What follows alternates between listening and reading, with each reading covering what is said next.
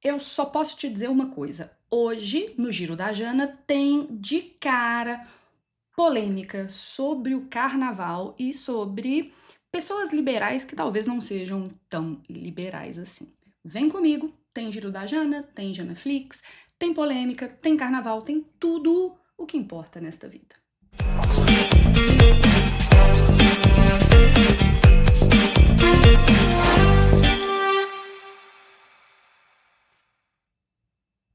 Olá, meus amores, eu tô de volta com o Giro da Jana, mas eu preciso tomar um golinho d'água porque eu tô quase engasgando. Enquanto isso, eu vou pôr um QR Code aí na tela.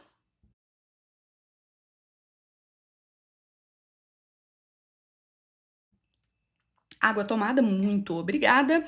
Bora para as nossas notícias. A primeira notícia, na minha opinião, ela é bem importante. Se você apontar sua câmera para este QR Code que está aqui do meu ladinho, você vai direto para a minha página de cursos. Estamos com matrículas abertas, tanto para curso gravado quanto para curso ao vivo. O ao vivo pode ser presencial, pode ser online. Temos várias novidades. Aponta a câmera para esse QR Code ou me visita lá no janarabelo.com.br/cursos ou até mesmo clica no link que tá aqui embaixo. Eu quero ser a sua professora oficial, ok? Por enquanto, eu serei a comentadora de algumas notícias da semana. A primeira é para já me matar de ódio. Câmara de Belo Horizonte aprova em primeiro turno, ainda vai ter mais votação e vai passar pela sanção, né, do nosso prefeito, que é o Álvaro Damião. Deixa eu escrever aqui a palavra sanção. Gente, uma coisa é sanção, tipo o Sansão da Mônica, o Sansão, né, das histórias, mas eu tô falando aqui que esse projeto vai passar por sanção, com C cedilha, aprovação, validação do prefeito, tá? Isso daqui é importante saber a diferença entre sanção, coelhinho da Mônica, e sanção, por exemplo, de uma autoridade. Câmara é horroroso, né? Câmara de Belo Horizonte aprova em primeiro turno projeto que proíbe, deixa eu pôr isso aqui bem vermelho, ó, proíbe crianças no carnaval. A justificativa é que as crianças seriam expostas durante o carnaval a nudez, indecências, entre outros elementos. O projeto de lei também visa proibir a participação de crianças em paradas LGBTQIAPN+. E aí eu tenho que fazer uma crítica, tá? Esse projeto de lei aprovado na primeira Câmara, no primeiro turno da Câmara de Belo Horizonte, é um projeto do PL, Partido Liberal. E assim, eu não acho que seja minimamente coerente o partido que se diz liberal intervir de maneira tão direta na maneira como eu, por exemplo, crio a minha filha. Eu, Janaína, acho que cabe a mim decidir se minha filha vai a um bloco de carnaval ou não, se ela vai a uma parada LGBTQIAPN+, ou não. E na minha opinião, ela deve ir a esses espaços porque eu quero que a minha filha seja exposta à diversidade sexual, à diversidade de performances de gênero, à diversidade de corpos, de sexualidades, de orientações sexuais. Eu quero que minha filha seja exposta à diversidade humana. Me parece muito mais que essa tentativa é uma tentativa de criminalizar, demonizar o carnaval e a população LGBTQIAPN+. Na verdade, eventualmente, se isso aparece numa proposta de redação, eu acho que há uma grande discussão sobre um paternalismo estatal, né? A questão do direito à cultura, quem pode consumir cultura. Gente, pra mim carnaval é cultura. Eu quero que a Amora vá aos bailes de carnaval comigo. E quem define o que é proteção? Na verdade, eu acho que esse projeto de lei, ele é uma tentativa de perseguir populações historicamente marginalizadas, população LGBTQIAPN+, e o carnaval de rua, tá? Eu vou ser muito sincera, eu acho uma super hipocrisia hipocrisia. Se você quiser e puder, deixa aqui embaixo a sua opinião, me conta o que você acha disso. Mas eu não tô aqui só para falar o que eu acho, eu tô aqui também para te indicar umas coisas. Então vamos para as indicações? Bora lá. Primeira coisa, como é que isso poderia eventualmente aparecer numa redação Enem? Eu acho que apareceria, por exemplo, os limites, você tá anotando aí? Os limites da atuação do Estado na proteção da infância. Então vamos lá, os limites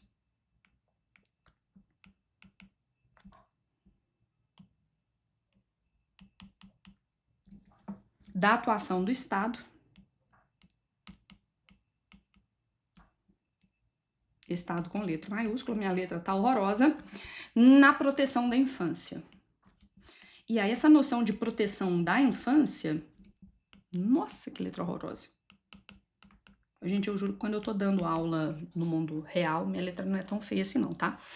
E esse formato de frase temática me lembra muito, gente, a prova de segunda aplicação do Enem do ano passado, né? Que falava sobre o tempo, a idade mínima para o trabalho como forma de proteção à infância brasileira. Então o Enem tá distante, tá atento para essas discussões sobre proteção da infância. Se a gente fosse pensar, por exemplo, numa prova como a prova da FUVEST, poderia vir com uma formulação em termos de pergunta. Até que ponto o Estado deve intervir nas práticas culturais, em alguma coisa nesse sentido.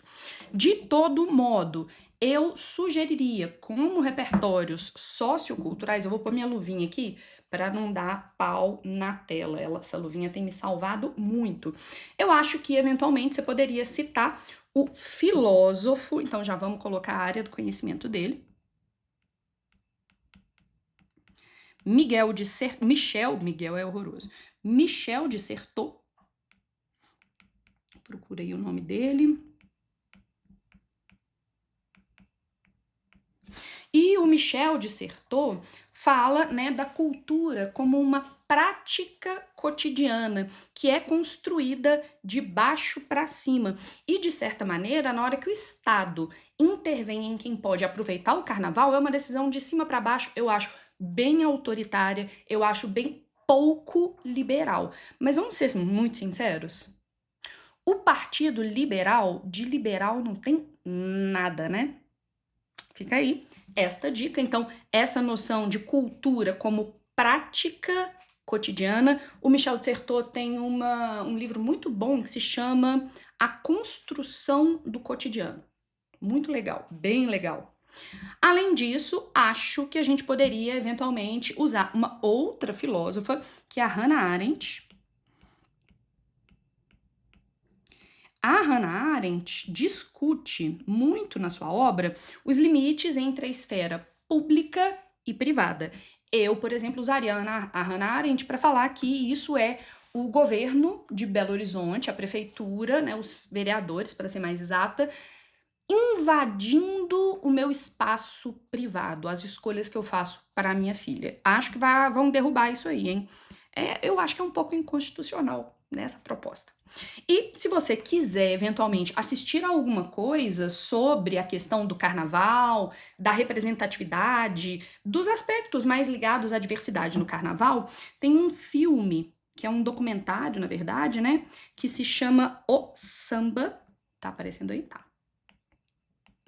Do Cacá Diegues, que é um diretor brasileiro super famoso. Então, Cacá Diegues. O samba do Cacá Diegues mostra o samba e o carnaval como expressões comunitárias, populares, ligadas à vida cultural brasileira e também da formação da identidade brasileira. Então, de certa maneira, eu usaria essa referência para mostrar que o carnaval não é apenas uma celebração adulta. O carnaval também é feito por crianças e a gente precisa incluir as crianças no carnaval porque isso faz parte do brasileiro, né? Então, me aguardem. Estarei em bloquinhos infantis com minha filha neste fim de semana e muito provavelmente também vou levá-la a blocos em que haja pessoas vestidas de carnaval. Por quê? Porque ela é brasileira, ela tem que se acostumar com essas coisas, ok? Segunda notícia do dia. Desemprego cai a 5,2%, que é a menor taxa que a gente tem, né? Lembrando que a gente está usando uma série histórica desde 2012. Essa é a menor taxa de desemprego desde 2012. Então, deixa eu pôr aqui o ano de 2012, tá? O dado, que é um dado obviamente positivo, no entanto, exige uma perspectiva um pouco mais crítica. Beleza, a gente nunca teve um desemprego tão baixo, mas e a qualidade desses empregos? Quantos desses empregos são formais ou informais? Quais são as condições que esses trabalhadores encontram? Esses indivíduos são, por exemplo, trabalhadores de plataforma, que é, obviamente, um modo de trabalho bem precário, bem degradante. Então, a gente não vai se preocupar apenas com a quantidade de emprego, mas com a qualidade dos empregos e até mesmo a distribuição desses empregos no Brasil. Será que a região Nordeste tá tão próxima em termos de taxas de desemprego, por exemplo, da região da região Sul? Então a gente pode, por exemplo, pensar no formato Enem. A gente pode pensar, por exemplo, sobre os desafios para a promoção do trabalho digno no Brasil. Se fosse FUVEST, né, a questão de o emprego significa necessariamente melhoria nas condições e na qualidade de vida? Então, estamos com uma queda histórica de desemprego. Mas e como é que os trabalhadores estão nesses empregos? Então, obviamente, se a gente está falando sobre trabalho, nosso velhinho da barba branca, Karl Marx, encaixa. Quando ele, por exemplo, fala sobre a noção de alienação do trabalho, a que trabalho essas pessoas estão submetidas? A gente pode, por exemplo, pensar, né, questionando essa questão do tipo de trabalho, a gente pode pensar na condição de precariado desses indivíduos, né? Se estiverem em condições precárias de trabalho, o que a gente chama de capitalismo de plataforma, Uber, iFood, 99, entre outros. Se você quiser se aprofundar na discussão sobre essa nova classe trabalhadora caracterizada pela precarização, é só procurar, por exemplo, um autor britânico chamado Guy Standing. E ele fala bastante sobre isso. E aí o meu repertório sociocultural midiático, né, cinematográfico, vai justamente questionar até que ponto as estatísticas e as políticas públicas mascaram a precarização da vida do trabalhador. Tem um filme, se não me engano, ganhou Oscar uns anos atrás, que é Eu, Daniel Blake. Tem uma vírgula aqui, né? Eu, Daniel Blake. Não vou contar o filme todo, mas basicamente quando você for assistir, você vai pensar como aquele emprego afeta a vida do indivíduo. O trabalho ali dignifica de fato o homem. Então Eu, Daniel Blake é um excelente filme para essa discussão. Próxima notícia. Questionada lá no Supremo Tribunal Federal, a lei do licenciamento ambiental entra em vigor, tá? E, de certa maneira, essa flexibilização das licenças ambientais, um menor rigor, por exemplo, para aprovação de obras que dependem de licença ambiental, isso tem sido muito criticado por ambientalistas, né? Não apenas ambientalistas, mas também, por exemplo, as associações das regiões que seriam afetadas por esses licenciamentos. Lembrar sempre que o Enem e os outros vestibulares, quando pedem tema ambiental, pedem um tema que a gente chama socioambiental. Não fale só sobre o meio ambiente, fale também sobre como a sociedade é afetada, por exemplo, por uma possibilidade de autodeclaração na hora do licenciamento ambiental de uma obra, tá? Você acha que o dono da obra vai declarar muito impacto socioambiental? Claro que não, senão a obra não vai receber autorização. E para a gente conseguir falar sobre isso no Enem, né, a questão de aliar desenvolvimento econômico e preservação ambiental, entre outros aspectos, eu vou falar de dois classicões aqui, o Hans Jonas. Todo mundo já está cansado de ver Hans Jonas aqui comigo, que é o autor de Princípio, Responsabilidade. Eu devo me responsabilizar pelas consequências diretas e indiretas dos meus atos. E, óbvio, Ulrich Beck, também sociólogo, que vai falar sobre a sociedade do risco. Nós nem conseguimos conceber muito bem os riscos a que estamos expostos quando esses licenciamentos são flexibilizados. Então, a sociedade do risco, tá? Mas, óbvio, eu não tô aqui só para ficar falando de filósofo e sociólogo. Eu gosto muito desse documentário que eu vou colocar aqui na tela para vocês. Deixa eu ver em qual tela que eu vou pôr isso. Tá, vai ser nesta tela aqui. Eu tô aqui já colocando a tela para vocês, tá, gente? Então, isto vem para cá. Pronto. E eu quero mostrar para vocês esse documentário, ele é bem legal. Deixa eu ver se ele vai aparecer aqui, vai. Pronto. Pronto, apareceu ali. Aqui eu quero que vocês procurem Seremos História, que é um documentário de 2016, já apareceu, tá? Então, a gente tem um documentário bem importante que vai falar sobre o impacto o impacto da ação humana sobre as alterações climáticas. É um documentário sobre aquecimento global. Você encontra completão no YouTube, tá? Então, esse Seremos História é um documentário muito legal sobre mudanças climáticas, como isso vai afetar principalmente os mais pobres, os mais vulneráveis socioeconomicamente. É um documentário que foi produzido pelo Leonardo DiCaprio e tá recheado de gente famosa, tá, gente? Tem Barack Obama, tem Bill Clinton, tem o John Kerry, que já foi, né, vice-presidente dos Estados Unidos, que era o cara que fez aquele documentário Uma Verdade Inconveniente, que já tinha falado de alterações climáticas, e até o Papa Francisco aparece por lá, tá? Então, quero muito que vocês vejam esse documentário, que é o Seremos História. Belo documentário, tá completo no YouTube, porque eu gosto de indicar coisas também fáceis. Já que a gente tá falando sobre injustiça ambiental, olha isso aqui. Ondas de calor aumentam chances de abandono. Então, aqui a gente tem um nome chique para abandono da carreira escolar, que é evasão. E aqui eu tenho que corrigir a Folha de São Paulo, tá, gente?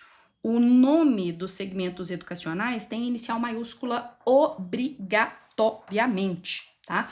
E é muito doido a gente pensar que onda de calor aprofunda a desigualdade entre o setor público e privado de educação.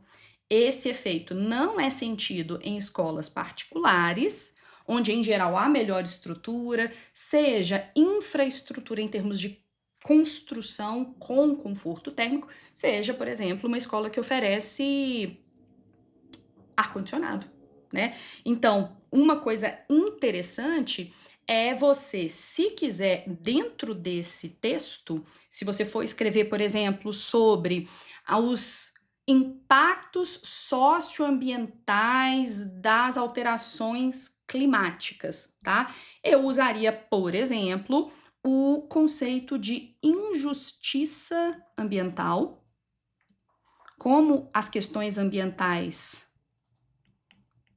afetam desproporcionalmente os mais pobres, então dá para usar o conceito de injustiça ambiental. Dá para usar, por exemplo, a noção de cidadanias mutiladas do Milton Santos, porque o direito à educação é um dos mais importantes. Mas eu quero, acima de tudo, se você ainda não viu, que você veja aquele filme Não Olhe Para Cima. Vou pôr aqui o Não Olhe Para Cima de laranjinha. O Não Olhe para Cima é, obviamente, uma alegoria, então não olhe para, fiquei com preguiça de escrever o para, cima. O filme é uma alegoria sobre o negacionismo climático e sobre desigualdade dos impactos das questões ambientais sobre os diferentes grupos, tá? Os impactos da degradação ambiental são geralmente mais graves entre os mais pobres, né? Os poderosos, eles podem se mudar para a Lua, para um outro planeta e fugir das consequências. Os pobres têm que ficar por aqui. E minha grande aposta pro Enem deste ano. Na verdade, eu tenho duas grandes apostas pro Enem deste ano. Será que esse vídeo vai ficar famoso? Eu tenho a aposta de alguma coisa ligada a bem-estar animal, né, a questão dos maus tratos aos animais, entre outras coisas, por causa da repercussão do cão-orelha, e este tema aqui, que já foi tema do Enem, mas que eu acho que pode voltar. O Enem já teve o tema A Persistência da Violência contra a Mulher. Isso é 2011 ou 2012, bem antigo, 14, 15 anos, né? E eu acho que poderia aparecer, por exemplo, neste ano, numa boa, uma discussão sobre medidas para o combate ao feminicídio no Brasil.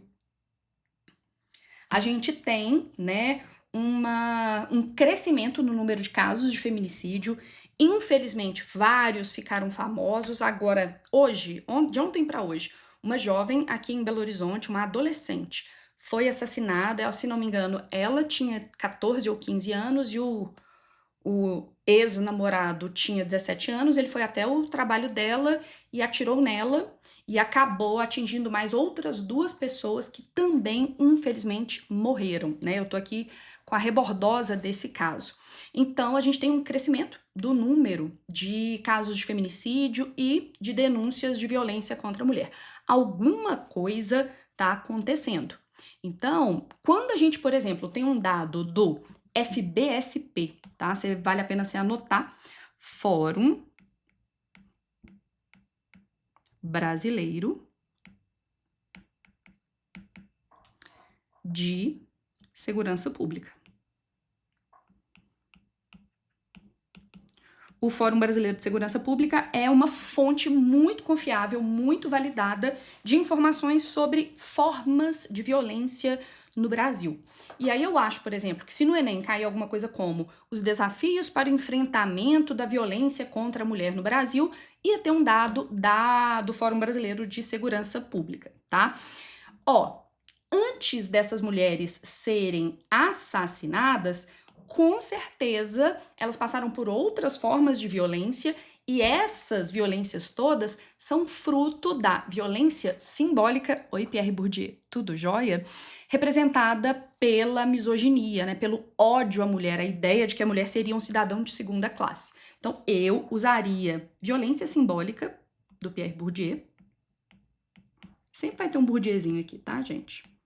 Violência, não. Violência simbólica. Ou um livro que tem mais a ver ainda. Esse livro fica aqui comigo. Ah, lá. Ele sempre tá aqui, que é um dos livros mais importantes.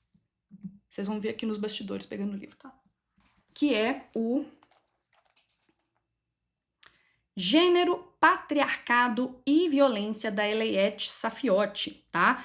Que vai falar sobre o patriarcado como uma estrutura social que mantém as mulheres, né, dóceis sob controle por meio da violência constante ou da ameaça de violência, que por si só já é uma violência. Então, o livro é esse aqui, ó.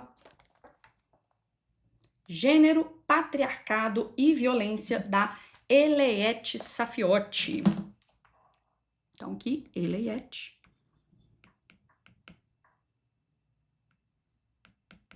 Saffioti, classicum. Eliette Saffioti. Beleza. A última indicação é uma indicação que eu acho complicada, me dá um pouco de tristeza. Existe um documentário sobre mulheres vítimas de violência doméstica que se chama O Silêncio das Inocentes, estabelece, né, intertextualidade com o filme classicão dos anos 90 para os anos 2000, O Silêncio dos Inocentes, e é um documentário, deixa eu colocar aqui uma outra página pra gente. Pronto.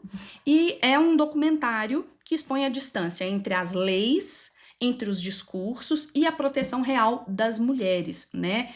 Não adianta a gente falar contra a violência doméstica se não existe política pública para isso. Então vale a pena você assistir O Silêncio das Inocentes.